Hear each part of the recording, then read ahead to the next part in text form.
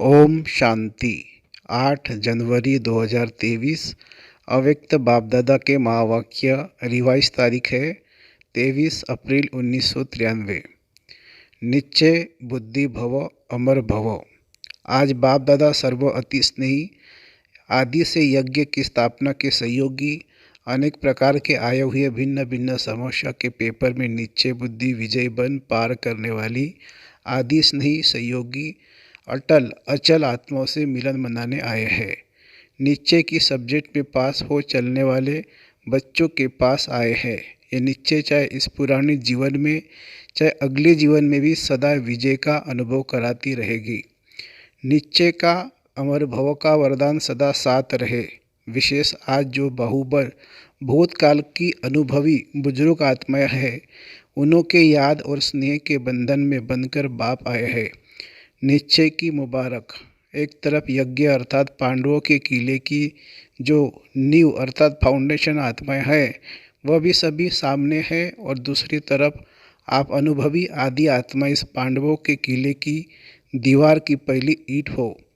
Foundation भी सामने है और आदि ईंटें जिनके आधार पर यह किला मजबूत बन विश्व की छत्रछाया बना, वह भी सामने है।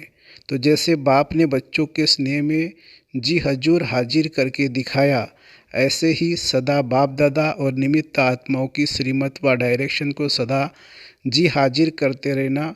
कभी भी व्यर्थ मन मत व परमत नहीं मिलाना। हाजिर हजूर को जान श्रीमत पर उड़ते चलो। समझा? अच्छा। मधुबन निवासियों की सेवा की मुबारक देते हुए बाप दादा बोले, अच्छा, विशेष मधुबन निवासियों को बहुत बहुत मुबारक हो। सारा सीजन अपनी मधुरता के और अथक सेवा से सर्व की सेवा के निमित्त बने। तो सबसे पहले सारी सीजन में निमित्त सेवाधारी विशेष मधुबन निवासियों को बहुत बहुत मुबारक। मधुबन है ही मधु अर्थात मधुरता। तो मधुरता सर्वों को बाप के स्नेह में लाती है। इसलिए चाहे हाल में हो चाहे चले गए हो, लेकिन सभी को विशेष एक एक डिपार्टमेंट को बाप दादा विशेष मुबारक सेवा की दे रहे हैं, और सदा अतक भव मधुर भव के वरदानों से बढ़ते उड़ते चलो।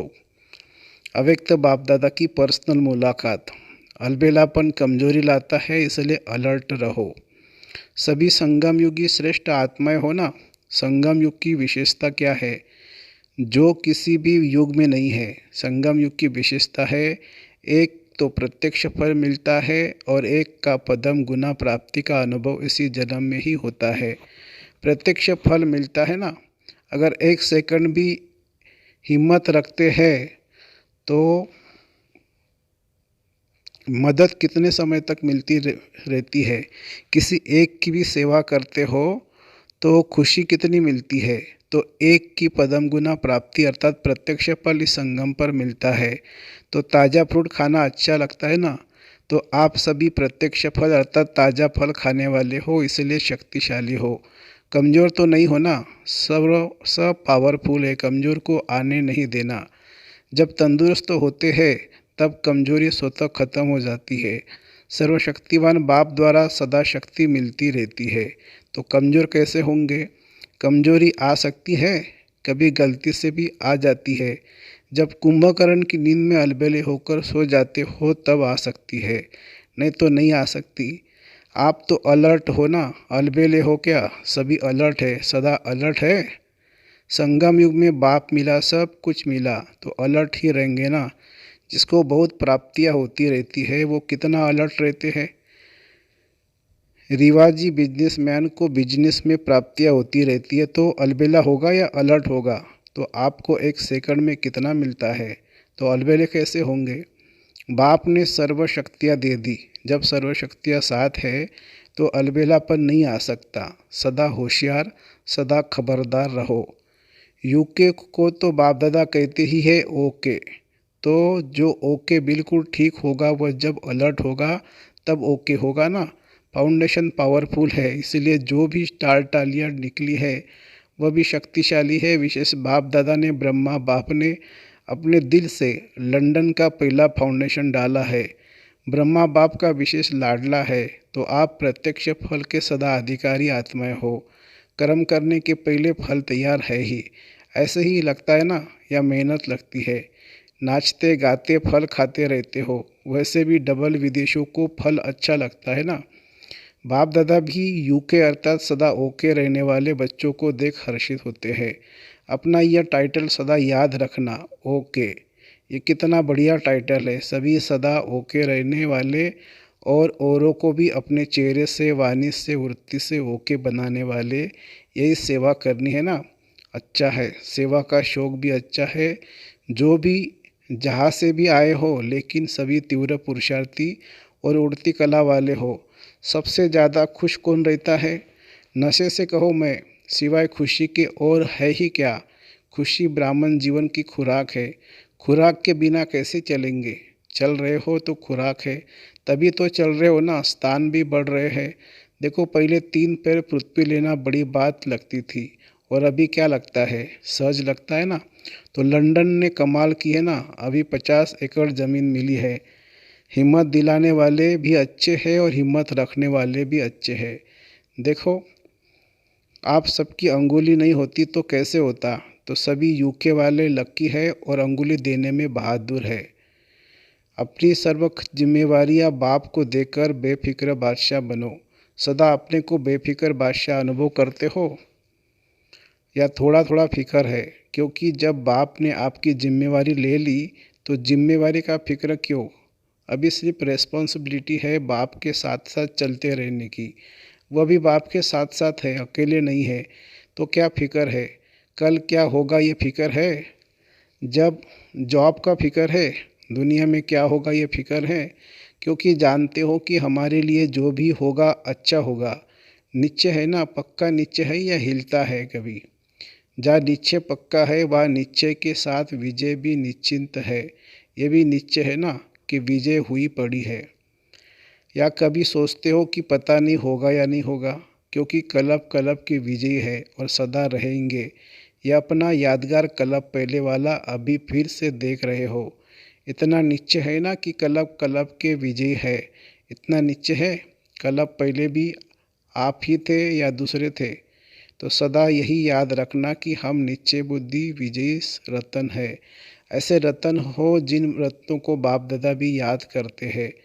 ये खुशी है ना, बहुत मौज में रहते हो ना इस अलौकिक दिव्य श्रेष्ठ जन्म की, और अपने मधुर मधुबन घर में पहुंचने की मुबारक। बाप और आप ऐसे कंबाइंड रहो जो कभी कोई अलग न कर सके। सभी अपने को सदा बाप और आप कंबाइंड है ऐसा अनुभव करते हो। जो कंबाइंड होता है उसे कभी भी कोई भी अलग नहीं कर सकता। आप अनेक बार कंबाइंड रहे हो, अभी भी हो और आगे भी सदा रहेंगे, यह पक्का है। तो इतना पक्का कंबाइंड रहना, तो सदैव स्मृति रखो कि कंबाइंड थे, कंबाइंड है और कंबाइंड रहेंगे। कोई की ताकत नहीं जो अनेक बार के कंबाइंड स्वरूप को अलग कर सके। तो प्यार की निशानी क्या होती है? कंबाइंड रहना। क्योंकि शरीर से तो मजबूरी में भी कहाँ कहाँ अलग रहना पड़ता है। प्यार भी हो, लेकिन मजबूरी से कहाँ अलग रहना भी पड़ता है। लेकिन याद तो शरीर की बात ही नहीं है। एक सेकंड में कहाँ से कहाँ पहुँच सकते हो। आत्मा और परमात्मा का साथ है। परमात्मा तो कहाँ भी साथ निभाता है, और एक से कंबाइंड रूप से प्रीत की रीति निभाने वाले हैं। हर एक क्या कहेंगे? मेरा बाबा है, या कहेंगे तेरा बाबा है? हर एक कहेगा मेरा बाबा है। तो मेरा क्यों कहते हो? अधिकार है तभी तो कहते हो। प्यार भी है और अधिकार भी है। जहाँ प्यार होता है वहाँ अधिकार भी होता है। अधिकार का नशा है ना। कितना बड़ा अधिकार मिला है। इतना बड़ा अधिकार सतयुग में भी नहीं मिला। किसी जन्म में परमात्मा अधिकार नहीं मिलता। प्राप्ति यहाँ है, प्रारब्ध सतयुग में है, लेकिन प्राप्ति का समय अभी है। तो जिस समय प्राप्ति होती है उस समय कितनी खुशी होती है।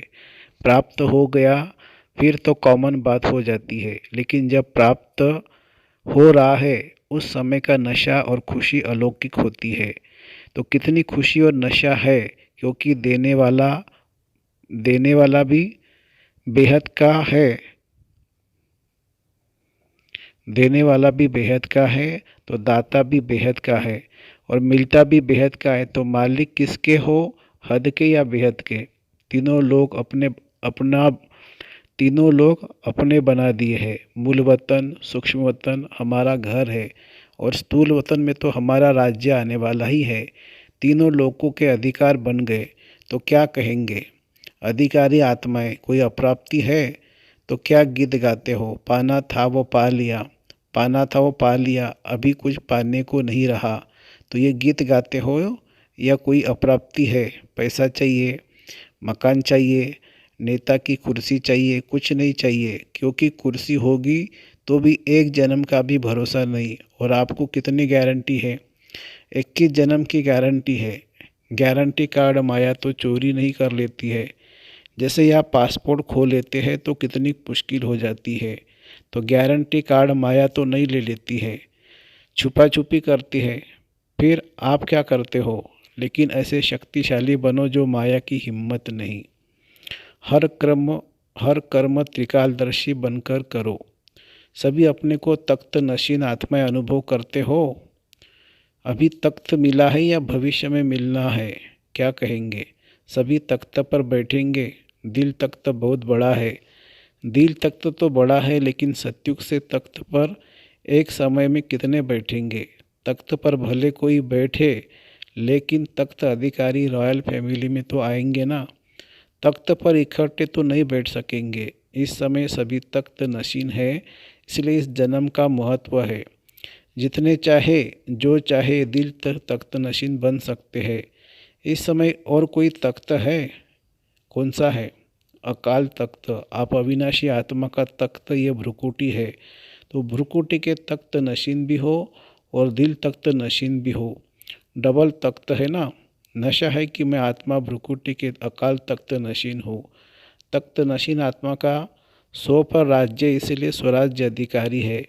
स्वराज्य अधिकारी हूँ, यह स्मृति सहज ही बाप द्वारा सर्वप्राप्ति का अनुभव कराएगी।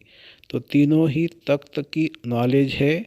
नॉलेजफुल हो ना, पावरफुल भी हो या सिर्फ नॉलेजफुल हो। जितने नॉलेजफुल हो उतने ही पावरफुल हो या नॉलेजफुल हो। अधिक पावरफुल कम, नॉलेज में ज़्यादा होशियार हो। नॉलेजफुल और पावरफुल दोनों ही साथ साथ, तो तीनों तख्त की स्मृति सदा रहे। ज्ञान में 3 का महत्व है। त्रिकालदर्शी भी बनते हैं, तीनों काल को जानते हो या सिर्फ वर्तमान को जानते हो। कोई भी कर्म करते हो तो त्रिकालदर्शी बनकर कर्म करते हो या सिर्फ एकदर्शी बनकर कर्म करते हो? क्या हो? एकदर्शी हो या त्रिकालदर्शी हो? तो कल क्या होने वाला है वह जानते हो? कहो हम यह जानने कहो हम यह जानते हैं कि कल जो होगा वह बहुत अच्छा होगा। ये तो जानते हो ना, तो त्रिकालदर्शी हुए ना। जो हो गया वो भी अच्छा, जो हो रहा है और अच्छा, और जो होने वाला है वह और बहुत अच्छा। ये निश्चय है ना कि अच्छे से अच्छा होना है, बुरा नहीं हो सकता। क्यों? अच्छे से अच्छा बाप मिला है, अच्छे से अच्छा आप बने, अच्छे से अच्छे कर्म कर रहे हो, तो सब अच्छा है ना। कि थोड़ा बुरा थोड़ा अच्छा है। जब मालूम पड़ गया कि मैं श्रेष्ठ आत्मा हूँ, तो श्रेष्ठ आत्मा का संकल्प बोल कर्म अच्छा होगा ना। तो ये सदा स्मृति रखो कि कल्याणकारी बाप मिला तो सदा कल्याण ही कल्याण है। बाप को कहते ही है विश्व कल्याणकारी, और आप मास्टर विश्व कल्याणकारी हो, तो जो विश्व कल्याण करने वाला है उसका अकल्याण हो ही नहीं सकता। इसलिए ये निश्चय रखो कि हर समय, हर कार्य, हर संकल्प कल्याणकारी है। संगम युग को भी नाम देते हैं कल्याणकारी युग, तो अकल्याण नहीं हो सकता। तो क्या याद रखेंगे? जो हो रहा है वो अच्छा, और जो होने वाला है वो बहुत बहुत अच्छा। तो यह स्मृति सदा आगे बढ़ाती रहेगी। अच्छा, सभी कोने कोने में बाप का झंडा लहरा रहे हो। सभी बहुत हिम्मत और तीव्र पुरुषार्थ से आगे बढ़ रहे हो और सदा बढ़ते रहेंगे। फ्यूचर दिखाई देता है ना। कोई भी पूछे आपका भविष्य क्या है, तो बोलो हमको पता है, बहुत अच्छा है।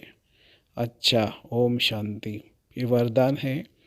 अपने मस्तक पर श्रेष्ठ भाग्य की लकीर देखते हुए सर्व चिंताओं से मुक्त बेफिक्र बादशाह भवो।